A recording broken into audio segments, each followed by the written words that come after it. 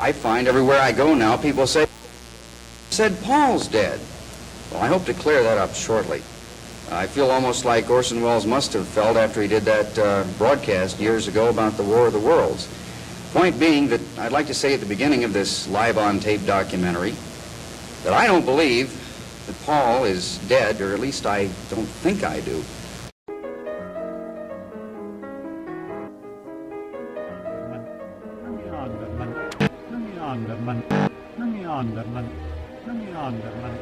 Here's the best one. I was there maybe 2 weeks. I hadn't hit 19 yet. I got to learn how to work the little switchboard. And I'm sitting there and this call comes in. And it's a guy from some radio station out of Detroit. He said, we're calling because, we want to speak to somebody at Apple Records. And I said, what's in reference to? And he goes, well, we hear that Paul McCartney's dead, right? And I said, we haven't heard. No, you haven't heard? I said, no.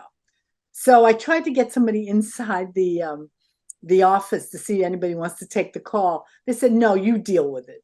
So of all the things, when they put out a story, they said, we spoke to somebody at Apple Records, and I realized they actually talked to me. This is like my second week there. Hold it, chaps. I believe I found a signpost. Quick, what's it say? Stay tuned for this important message. Huh? Beatle fans who play their new song Free as a Bird backwards will find a secret message by John Lennon. The message, this song sucks. What about the line on the Sgt. Pepper, I Will Bury You? On Sgt. Pepper, the same as the obscenity that was entered on a loop at the end of Sgt. Pepper didn't exist. John, I find it hard to believe that some people are supporting this rumor that's going around here that if you play some of your records backwards, there are some messages to it.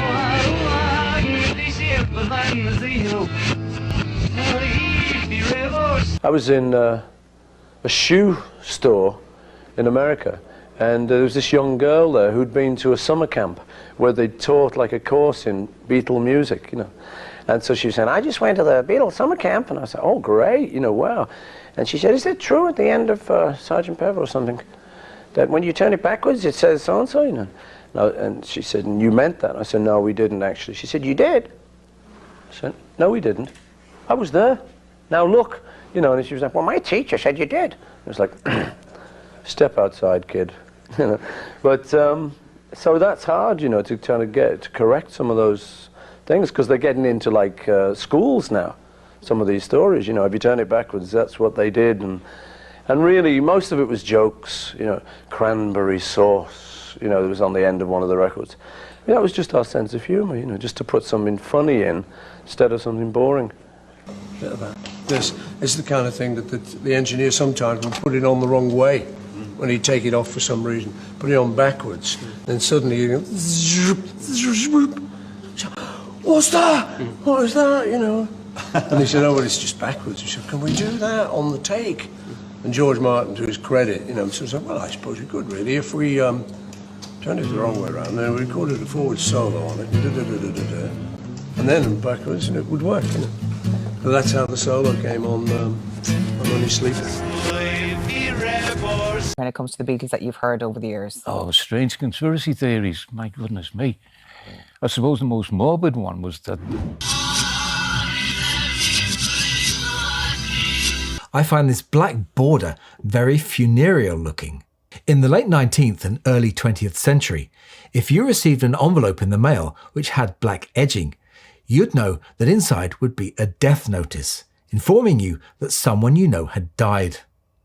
Although the use of this mourning stationery went out of fashion in the US and UK many years ago, it's still in common use in Europe, in countries like Austria and Germany. I'd be really interested to know if the art director in charge of this set, Darren Evans, was aware of the symbolism. Of course, it could just add fuel to the fire of the Paul is dead theory.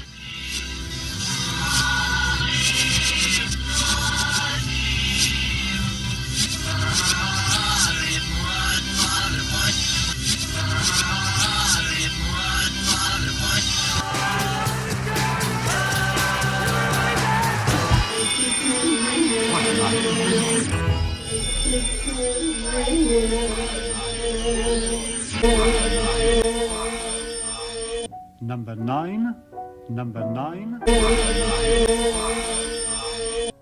Well, here's another clue for you all. The walrus was Paul, a key phrase because for those who are still not convinced that the walrus in black was Paul, here are the Beatles being as explicit as can be. Can we doubt the Beatles themselves when they're purposely giving us a clue? The Walrus and the Carpenter was a narrative poem famous for the themes of death and betrayal. It was first published in 1865. The poem speaks about a walrus and a carpenter who trick innocent young oysters and eat them after a walk on the seashore. The poem also deals with the idea of cunningness in human nature. When John Lennon said that Paul is the walrus, what I got from that is he's saying that Paul is deceitful. Paul is deceitful. He's deceiving you. He's deceiving us. And what about the night we cry? Because do that again. What about the night? And Bruce is live, right?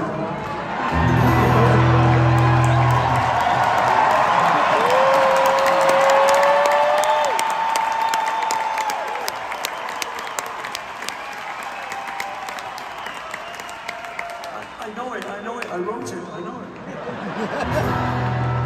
While I was researching a little bit, I noticed his eyebrows. I don't know if you picked this up, but like if you look at a picture of him from like 1964 compared to like, 67, like his eyebrows look significantly different. I'll have to look at it. Like they're more, they're like thinner. Und im Schule? In der Schule? Ja, in der Schule in England. Natürlich, Mensch, was soll das denn? Der Rabe.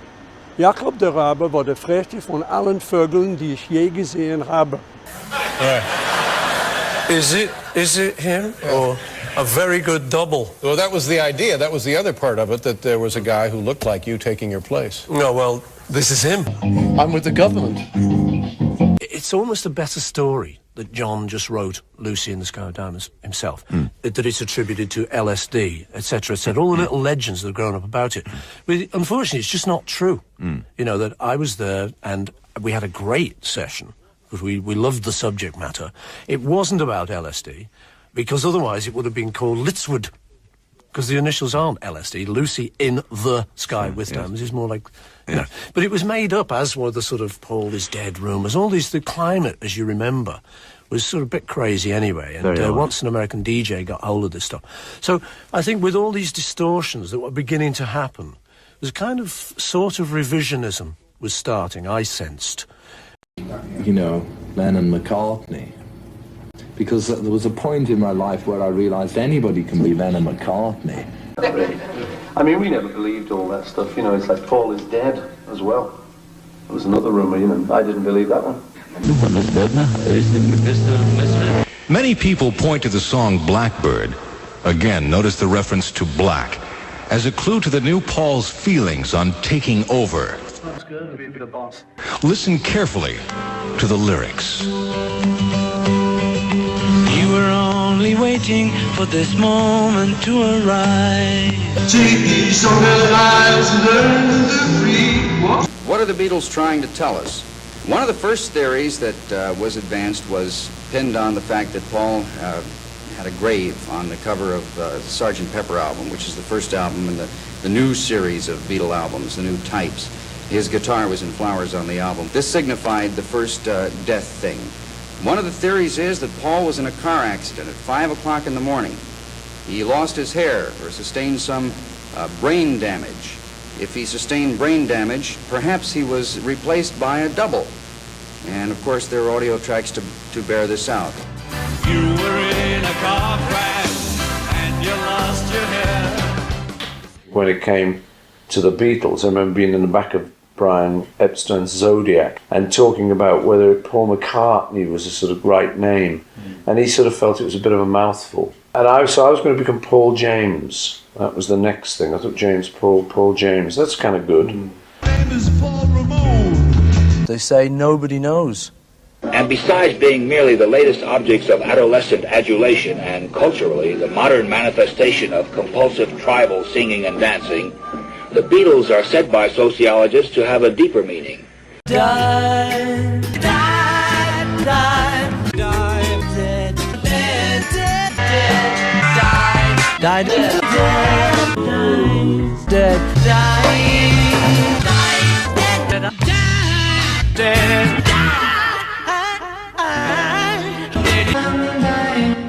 McCartney is a ghost. Growing up, I mean, you've had to deal with a lot of crazy things, including, you know, rumors that your father was dead. Remember? Yes. Okay, first there was the Abbey Road album cover, right? He had no shoes on, which, like, everybody was like, that's because Paul is dead. And then there was, what, Strawberry Fields, if you play it back? It is the Abbey Road album cover, which is interesting because they went, you know, Dad's like, it was a sunny day. Yeah. He had sandals on and he just flipped off his sandals when they walked across because it was hot. But then John Lennon's wearing a white suit and thing. They were like, oh, this means that Paul is dead. Yeah. And then in the background, apparently there's like the number plate says 20, it sort of like almost reads 271F, like if he was still alive. And people read all these things into it, but it was just reading into it, obviously. And Dad was, I used to say to him, like, what, you know, and he was like, no, people would be like, but you're dead. And it was like, no, I'm here. But I think there was just this weird conspiracy, like somebody else had replaced him. And, So you know, that's the bizarre world. What about the playing the songs backwards? Growing up and then having somebody say, but your dad is dead. Yeah. That happened in a shoe shop once in Long Island. It was like, oh, my, you know, but you're dead. And he was like, no. And they were like, no, but we saw, you know, the whole thing. Oh, and it was like, no. I remember, that was my earliest memory of like, what's going on here? Like, why are they saying that? And then it sort of opened up. Those freaks was right when they said you was dead. Was there anything that you went with on this comp or didn't go with by reason of maybe the messaging wouldn't land modern day, or maybe there'd be some kind of controversy around the messaging of the song? I mean, you know, just to reference to how do you sleep? There is a funny story that one of the first times I kind of hung out with Paul when I was old enough to, I guess, engage in conversation. I was such a dumb, precocious, I guess, preteen that I remember just jumping into right away, like, what do you think of How Do You Sleep? Yeah, like an idiot. Like, isn't it a good song? And I totally regret that. I look back on that moment in a cringy way. And, you know, he was nice about it, but it was clear that it wasn't like the best foot forward. So I was a little nervous about putting it on. I actually said to him, do you regret writing How Do You Sleep? John, let's go back to talking about the music of the early days, and if you'll permit me to go and address ourselves back to this Paul McCartney rumor and death, if you will. As a matter of fact, let's talk all about this symbolism that's going down in these albums, and address ourselves also to the possibility of death and what you recognize in these albums. Well, I tell you, I'm not aware of any of them, you see. I only read about them this morning in the paper. There's that many conspiracy theories over it. I stopped worrying about it many, many years ago, you know. Life goes on. If you keep looking back over your shoulder all the time, then you will end up bitter and twisted, but there's more to life than that, you know. Freedom of speech is the other issue here. And this is Paul McCartney. Paul yes. McCartney. Made a mistake again, hey? No, I never make a mistake again. Thank you. Good. Thank you. You're a left-handed guitar player too? Yes, it's done by mirrors. By mirrors? If you watch me in that mirror, I'm right-handed. You're right-handed. It's amazing, really. Right, this is the Blue Album, and you can see the old Paul and the new one on this staircase. It's quite clear once you look at it, you know. The other Beatles are all the same, okay? Phone started ringing off the hook. Someone had ran a record backwards and it said, Paul is dead. So we called Paul up, you know. We want to know if you're okay. He says, well, why? I said, well, there's a rumour going around the States that you're dead. He said, well, I'm not dead. Fuck off. What's it like to be you? Weird, man. Really. You know what? It's actually great, but it has its moments when you suddenly realise, you know, oh my God, I'm that famous guy. Yeah. But it's really very nice, and I'm very thankful, and I wouldn't want it any other way. Well, that's good, because you have no choice. You're Exactly. you're kind of stuck in being this huge icon. I'm just our Paul. I'm just our Paul. So it's kind of him and me. Me is me, that was always in this body, and the body's just grown up. Sure, the guy behind the eyeballs. Yeah. And then him is that famous guy. Wow. If this boy dies, you're going to copy. I've just done this clip, which is me playing all the instruments like I do on the album. I saw that, yeah. And I do Beatle Paul in that. I noticed, yeah. And it was my idea to do it because we had to think of someone we'd make the bass player like. Mm-hmm. And I kind of said, well, I could do Beatle Paul. And the director said, yeah, you've got to. And I said, oh well. And I almost chickened out at the end of it. But once I did it and put on the old uniform, got my violin bass, which has actually still got a list from the Beatles stellar tape to it. Antique. The minute I'd done that, I didn't realise till like a couple of days after that I'd actually had gone and broken the whole voodoo of talking about the Beatles, because I'd been him again, and I just actually stood there and it didn't feel bad. I thought, it's a laugh, what the hell, you know. I mean, if someone else is going to impersonate me, I might as well do it myself. You don't want to see three old men hobbling around a stage pretending to be the Fab Four. Right. Yeah, I love watching the Beatles. I think they're a great group. And I think, you know, with the anthology, we're allowed now to say it. When you're in the Beatles, it would have just seemed just arrogant. Now, you can talk about it as if it's another group. You didn't meet the other 8. No. Were there that many? Yeah, no, hundreds. I only, I know you John... ever hear of the 18th Beatle?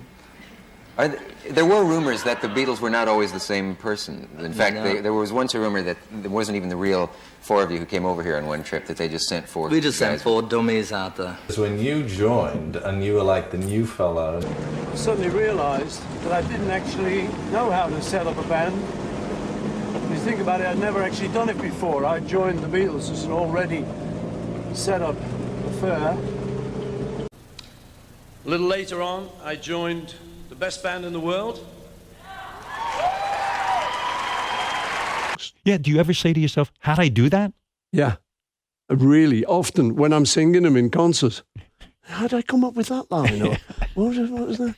And I do think of a kid, 24-year-old kid, and think the kid's good. Yes. But it's me. I got to then pinch myself. No, this is still you. What are the personal differences that he refers to in his interview? I don't know. It's probably to do with growing up and to do with... There was a time when there were just 4 of them. I tell you, I think Paul had an impression, he has it now like a parent, that we should be thankful for what he did, you know. But he kept, for keeping the Beatles going, but when you look upon it objectively, he kept it going for his own sake, you know. The only approval I really look for is my own, because it's the only way to do it. Who is, if there is, a chief Beatle? Me. Is there a leader of the group? Not really, you know. If anybody gets the blame for anything, it's me, so that's why I'm called the leader. You know, we were all quite happy in our little ruts right up until, I think, 1966, when this experience happened. A big change happened in 1966. It was sort of, for me, it was like if you have a film script and you know what the story is, and then you turn the page and somebody's ripped a page out and written a different page in. It's like that. Some people are good at acting. I have trouble enough just trying to pretend to be me, you know, without trying to be somebody else. Well, we got to do something, you know, with our lives. Yeah. And that's the one thing that I know what to do, you know, how to do. And we just did a sort of trip round, but we had about 4 hours to go, and we just went round to LA and nobody knew us at all. A couple of people spotted us, but they thought we were fake. Oh, and the other one I wanted to ask was, if you go out to restaurants from that, do you go out wearing disguises so you won't be recognised? No. Don't wear a beard or a moustache or anything? No, dresses as a lady.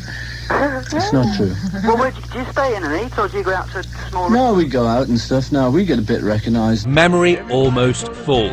There's a rumour that's an anagram of For My Soulmate LLM, Linda Louise McCartney.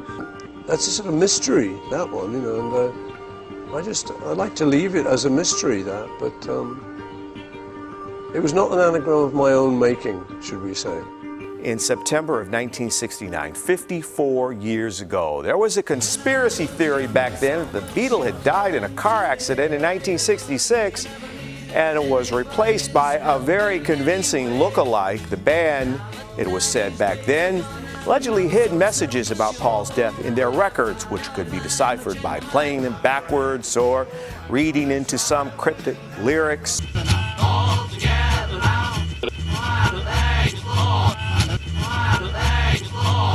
Hi, Barry Paul! Hi, Barry! right at the end, the guy comes up and he says, "I buried Paul." See if you can hear it. You know. It's a bit funny, Grant, but it all sounded like I buried Paul. But we didn't even think of that. I mean, of course, there's a slight chance that John did without telling me.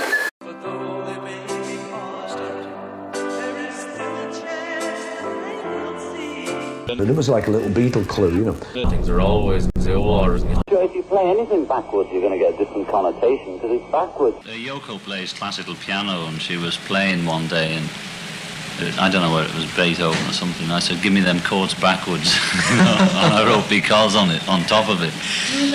Moonlight Sonata, backwards, backwards, something like that. Yeah. Everyone thought, "Wow, he's a genius," but all he's doing is trying to play backwards. What has been thought of as the classic album in orchestration, Sgt. Pepper's, is a more obvious one. The obvious Beatles grave. Many people thought that meant the Beatles' music was dead. Could it perhaps be that Paul is dead? No, I can't answer that. I have no idea what you are talking about. My brain has just gone very blank. Hello, Mr. Yes, Derek Taylor. Yeah, sure. How are you, sir? I'm fine. What about the Paul spelled out on the Sgt. Pepper's album, the guitar in flowers? That's apparently there's a left-handed guitar there. Yes. On the grave. Yes, it is a grave. Yeah, in your opinion, what was the significance of the White Album? And what does the term helter-skelter really mean? Now, Paul started just shouting helter-skelter.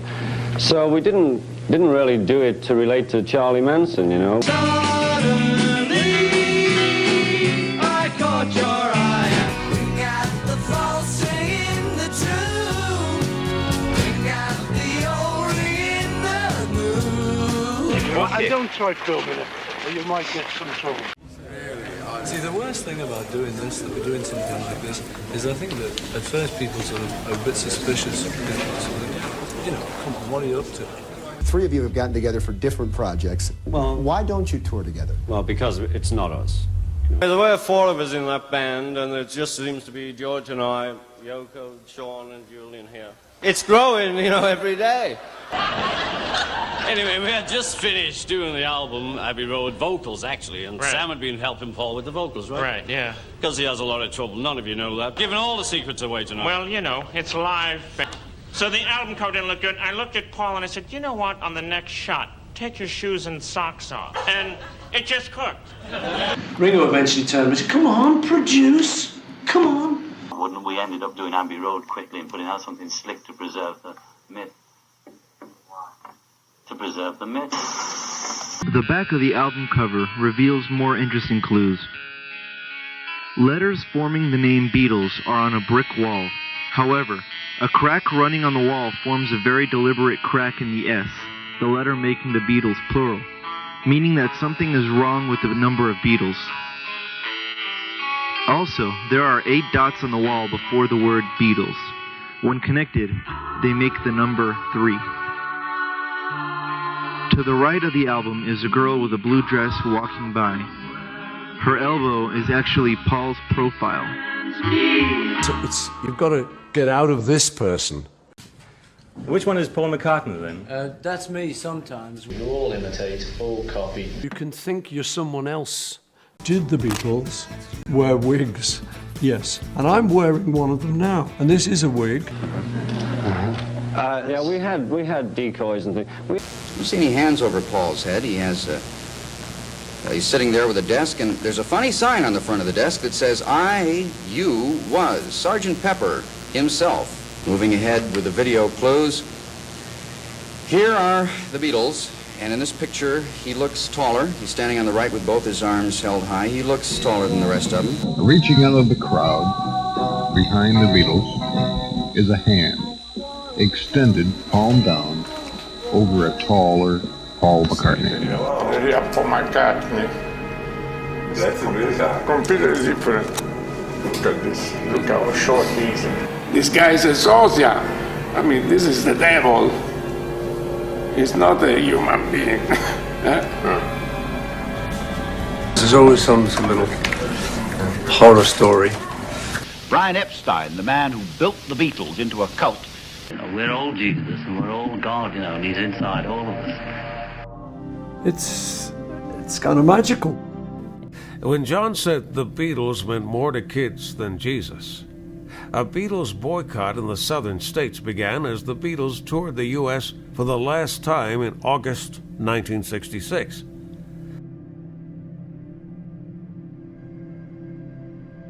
They burned their records and spit on their images. How difficult is it for you after so long not playing to come and actually do a live concert? It's fine, thank you. The great thing with your work with the Beatles was that here you have four guys, enormously talented fellows, who actually had a sense, a paranormal sense almost, of working together. Yeah. So when you were playing together, you actually charged each other with electricity. Sure. And sure. The four parts became much bigger Yeah. as a result of that. And we all intuitively knew when someone was taking it somewhere. Yeah. And we thought, okay, let's go there and bring it down. Yeah. Okay. Just before he died, John Lennon said about you, whatever that spark is in Ringo, there's something in him that would have surfaced with or without the Beatles. Do you think he was right? Sure. Yeah, what is it? Sure, I was living before the Beatles, and I'm living after, you know. Yeah, no question about it. So you're absolutely right. Okay, but did you know it even then? Yeah. How can you know? I was working and playing before I joined them. You know, I was in the top bands in Liverpool anyway. Right. I had my own following then. You know, I was fulfilling my dream, and then they came along, and then it turned into a fantasy.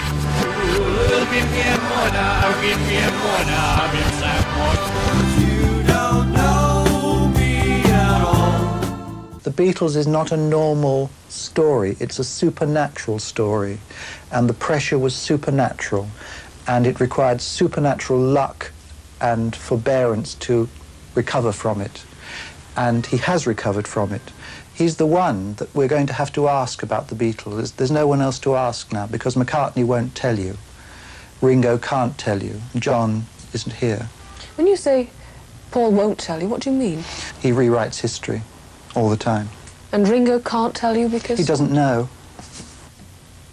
He doesn't know? No, he just, he drank the drink, he smoked the joints, he had the girls, and he drummed the drums. That was Ringo. Well, I was listening to the radio when a man called in the DJ show and said, "Hey, what's going on with Paul? Are you sure you want to end this video? His boutonniere's black and the others are red. There's a weird hand up over his head and his voice sounds different now. And that ain't all. Listen close to the fade out on Strawberry Fields. Somebody clearly says, I buried Paul."